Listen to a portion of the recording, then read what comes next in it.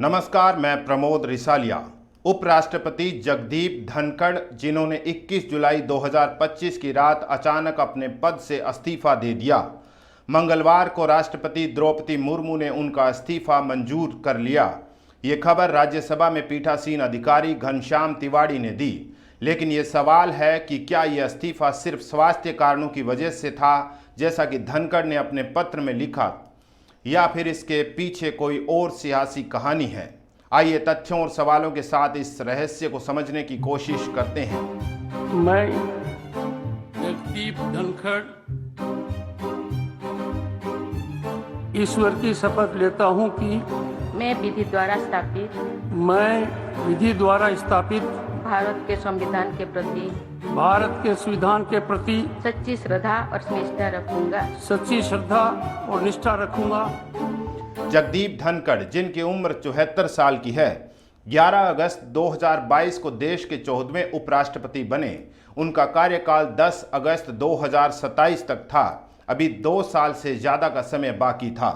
10 जुलाई को एक कार्यक्रम में उन्होंने कहा था, ईश्वर की कृपा रही तो अगस्त 2027 में रिटायर हो जाऊंगा। लेकिन 21 जुलाई की रात मानसून सत्र के पहले दिन उन्होंने अचानक इस्तीफा दे दिया। राष्ट्रपति को लिखे पत्र में उन्होंने स्वास्थ्य कारणों का हवाला दिया। मार्च 2025 में उन्हें सीने में दर्द की शिकायत के बाद दिल्ली के एम्स में भर्ती कराया गया था। उनकी एंजियोप्लास्टी हुई थी। लेकिन क्या ये इस्तीफा सिर्फ स्वास्थ्य की वजह से था? विपक्ष को ये बात हजम नहीं हो रही। कांग्रेस नेता जयराम रमेश ने एक बयान में कहा कि 21 जुलाई को दोपहर 12:30 बजे धनखड़ ने राज्यसभा की कार्य मंत्रणा समिति की बैठक की अध्यक्षता की।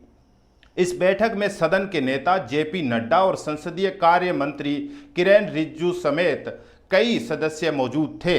अगली बैठक शाम 4:30 बजे तय हुई, लेकिन उस बैठक में नड्डा और रिजिजू नहीं आए और सबसे हैरानी की बात, धनखड़ को इसकी सूचना तक नहीं दी गई। जयराम रमेश कहते हैं, 1 बजे से 4:30 बजे के बीच जरूर कुछ गंभीर हुआ, जिसकी वजह से धनखड़ ने इस्तीफा दे दिया। सवाल ये है कि आखिर वो क्या था जो दोपहर 1 बजे से शाम 4:30 बजे के बीच हुआ?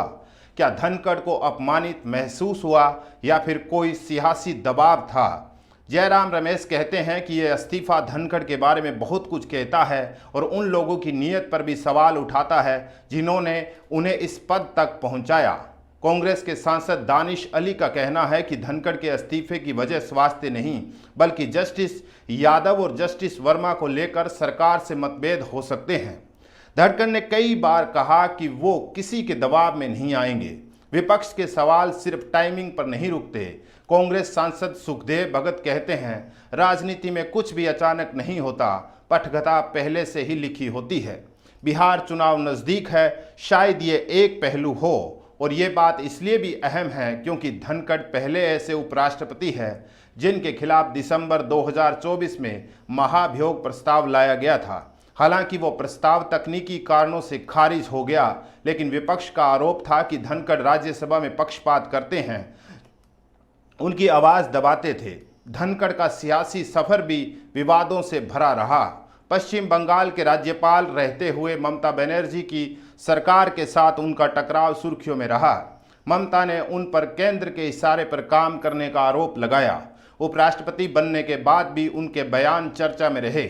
जैसे उन्होंने कहा था कि संविधान की प्रस्तावना में 1976 में जोड़े गए शब्द समाजवादी, धर्मनिरपेक्ष और अखंडता नासूर है। कोचिंग सेंटर्स को उन्होंने पोचिंग सेंटर्स कहा और न्यायपालिका पर टिप्पणी करते हुए कहा कि अनुच्छेद 142 एक परमाणु मिसाइल बन चुका है। ये बयान सियासी हलचल का कारण बने।